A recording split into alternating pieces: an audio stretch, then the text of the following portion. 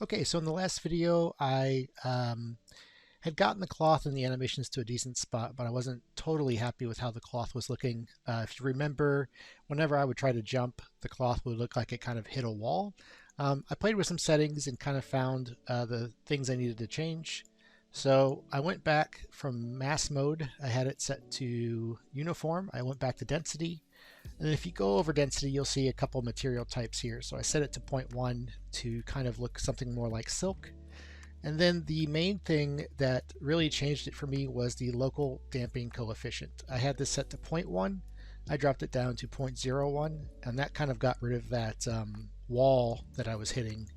So now if I jump, it actually kind of follows through, which is good. And then yeah, so I think that's looking a lot better. So I would say for now, that cloth is good, and we can actually move on to the hair. So again, like we did with the cloth, we had disabled the hair. Let's see if we can, there it is. All right, so what we need to do is select the hair, the sim mesh specifically.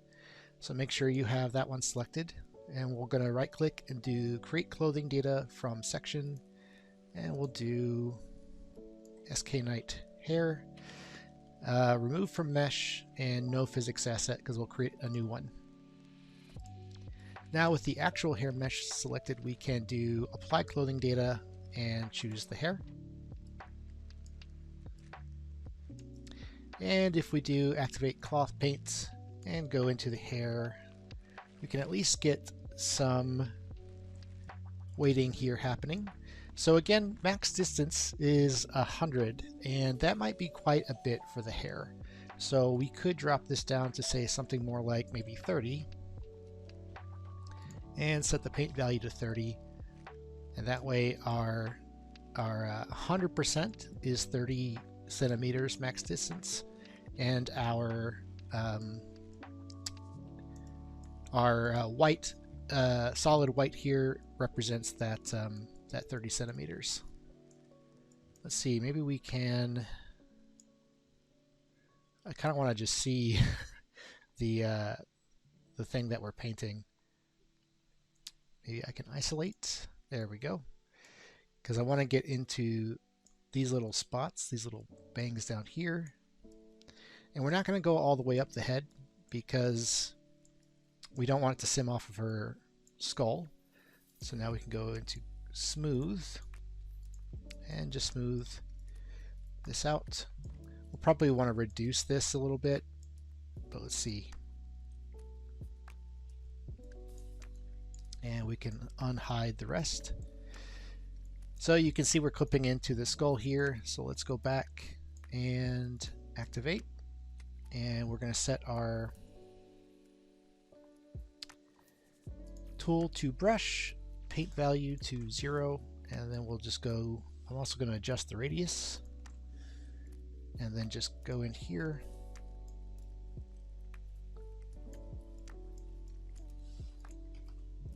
There we go. And remove some of those influences.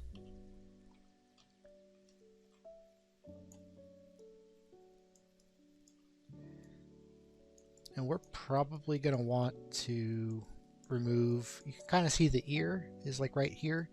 So let's remove up till under that. Then we'll go back into smooth and just smooth it a little bit.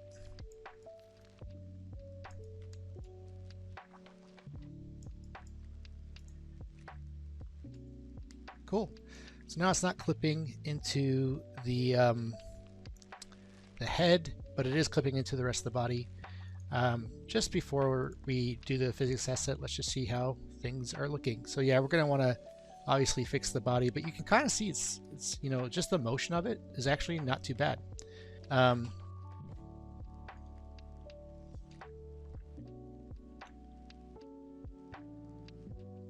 right.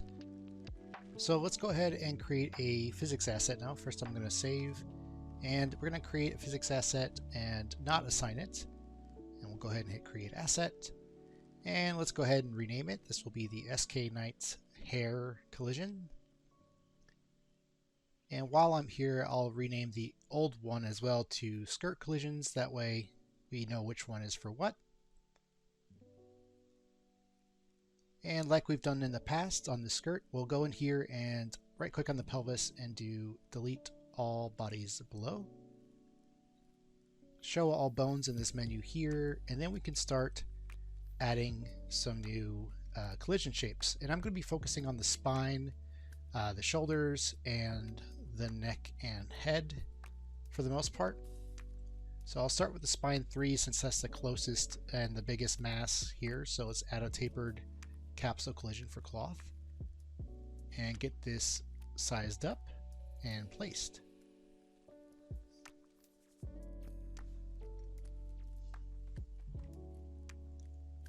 So mostly I'm going to be focusing on the how this body lines up to like the curvature of the back, so that it looks like the hair is actually resting on that back shape there. So something like that looks pretty good, but I probably need to shrink this down and kind of move it so we can fit the spine 2 in here. And we don't have this assigned yet, which is why we're not seeing the collisions happen. So let's go ahead and do that. And back in the hair, we'll go ahead and assign the physics asset with our new hair physics. Now we can actually see these collisions happen.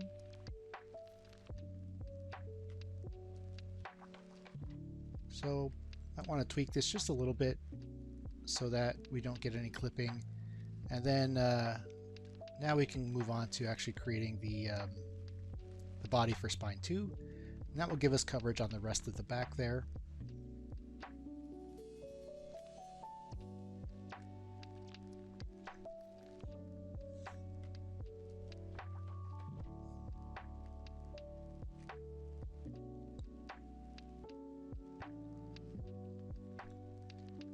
That should be good. Yeah, and let's go ahead and do the neck next. So again, add a tapered capsule for clothing. And then we'll just go ahead and get this sized up.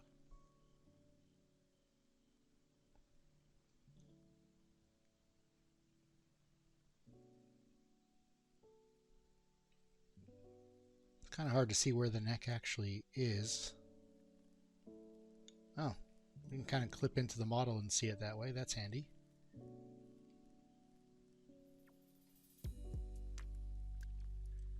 So that should work, I think. And let's go ahead and do the clavicles. That way we can get collision on these these shoulder pads. I'm not going to really worry about like the little spiky bits because I think it's okay if the hair clips into those. And there's honestly so many little spiky bits that I worry that if we had collision on them, it would just catch the hair. And I mean, that's kind of what would happen in real life, I think, but it would just get stuck on those. So I'll just do the main mass of the shoulders, and then that's pretty much it, I think. And we can hit M to mirror this, although it looks like it didn't quite mirror it 100%, but we can just fix that. Cool. Let's go ahead and check this out in game, see what it's looking like. So yeah, the motion to me looks really cool. Looks pretty good, especially given the fact that we haven't actually adjusted any settings yet. The collisions are looking good. The front hair strands are going a little bit wild on jumps. I like the way they look while we're moving around, but not really when we jump.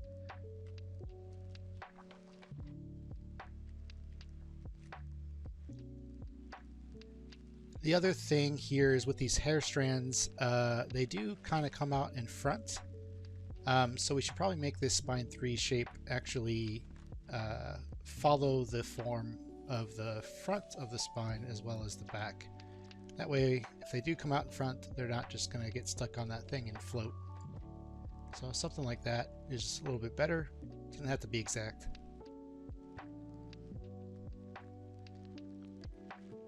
And lastly, I said I was going to add collision for the head.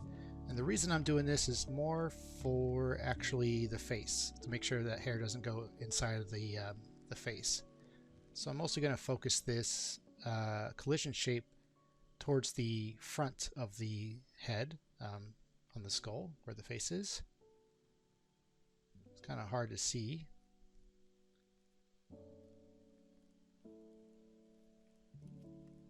And I can't move this in orthographic view, which is strange, but so be it.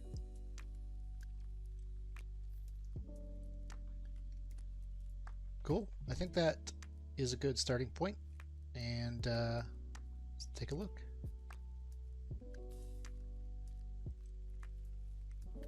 Yeah, I just really don't like the way the strands move on the jump. They look a little silly, but they look, the hair actually, the motion looks really great while we're running and walking around. So that's cool.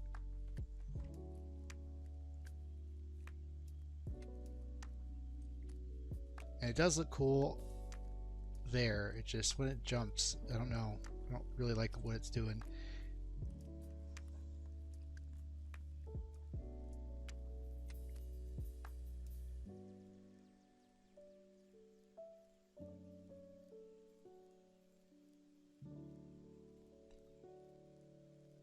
Okay, so maybe let's go ahead and start playing with some of the properties. So density here is set to 0.35, which is kind of in between leather and denim. Maybe I'll try to boost that up just a little bit to get something that is a little bit heavier.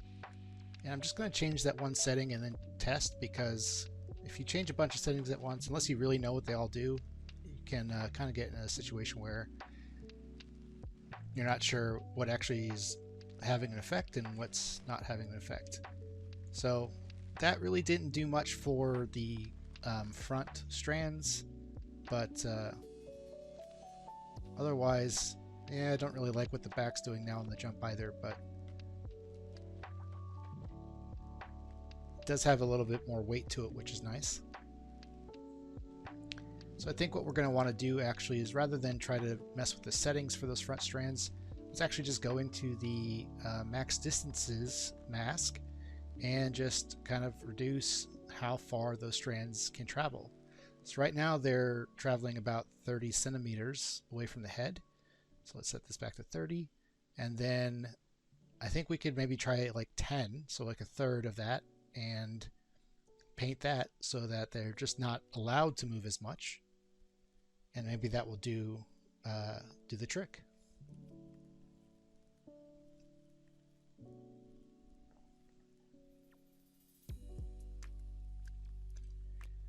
And I'll smooth this out just so that there's no harsh transitions.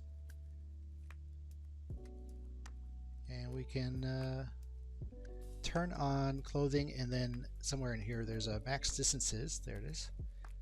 And what this allows you to do, it's kind of a mess to look at, but you can kind of see, like here in the top, we can see that there's some verts that are allowed to move that I actually don't really want them to. So it is kind of nice for finding problem areas. Also, I can still see down here that these verts down here on these strands are allowed to move quite a bit. That looks a lot more than like 10 centimeters to me, but it's also really hard to paint this particular mesh just because it has so many little strands and layered pieces, and the way it renders it makes it really hard to see what's going on. Plus, let me turn that off. Like, it's really unclear like what I'm even painting sometimes. It's almost easier to paint it from like the backside. All right, let's go ahead and smooth this. Painting in Unreal is not the easiest. The tools, you know, don't have a lot of the hotkeys that you'd be used to in the Maya artisan tools. But there is something you can do. You can actually paint this in Maya on vertex colors using the artisan tools, and then you can actually go into this max distant mask and say copy from vertex color, and you can choose the channel. The downside to this approach is that you do have to kind of go back and forth between Maya a lot, so I feel like the iteration is a lot slower. But if you really need those like exact weights, that this can be a good method of doing that. That way you can just kind of use tools that are a little bit easier to paint with, and a viewport that's a little bit easier to see what's going on and control, and then just bring that in through vertex color. So I just want to get a little bit more of the weight on the top here gone. That way none of this hair kind of moves downward into the skull.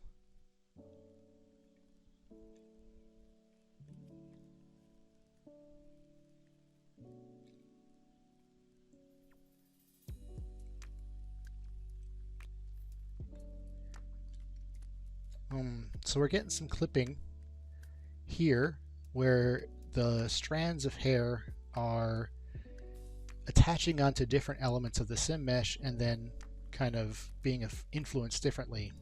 So what I probably want to do here is update the weights in this area to make sure that they're as consistent as possible. I don't actually know what this thing does, and it doesn't seem to have a tooltip. Cool. Sweet. But yeah, basically want to update the weights here so that they're consistent across that surface. You can see right now there's like some gradient there, and I think that's what's causing that discrepancy and that clipping. So let's see if we can just first remove a bunch of the weights here, and then we'll just kind of slowly add some back in uniformly. It's hard to even tell if it's doing anything. Oh, I see. I think it is, but it's drawing the back faces, so that's why it's really confusing. So let's go ahead and smooth this back out.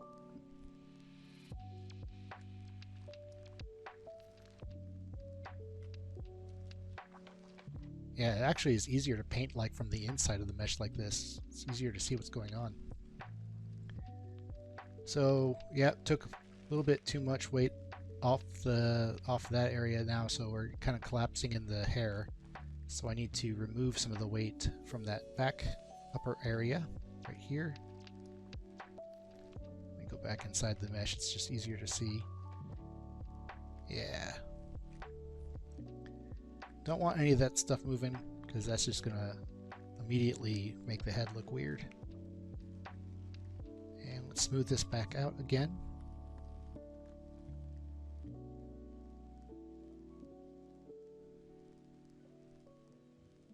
Alright, that should look a lot better.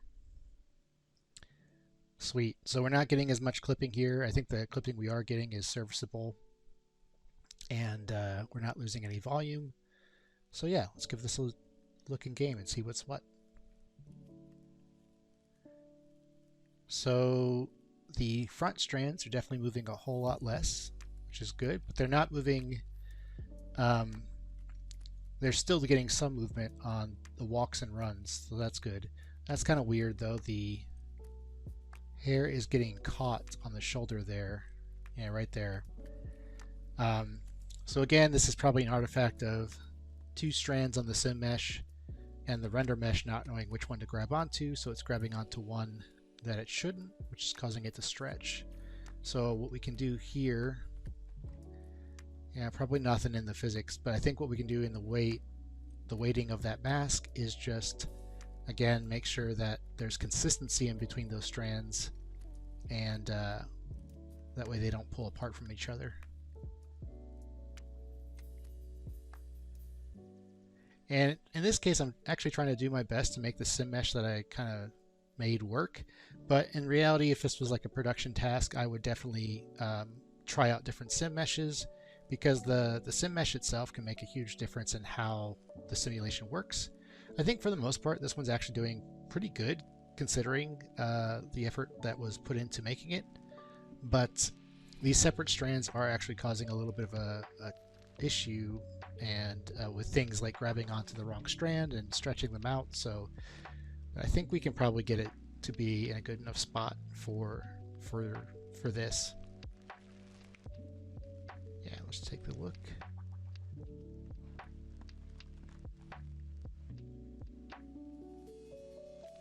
So I don't see it getting hung up on the shoulder. I could probably continue to tweak the settings a little bit, like the density. I think now that we've got the weights and collisions in a good place, we could go back and tweak some stuff, but I think for this video, I think this is fine. Whoops.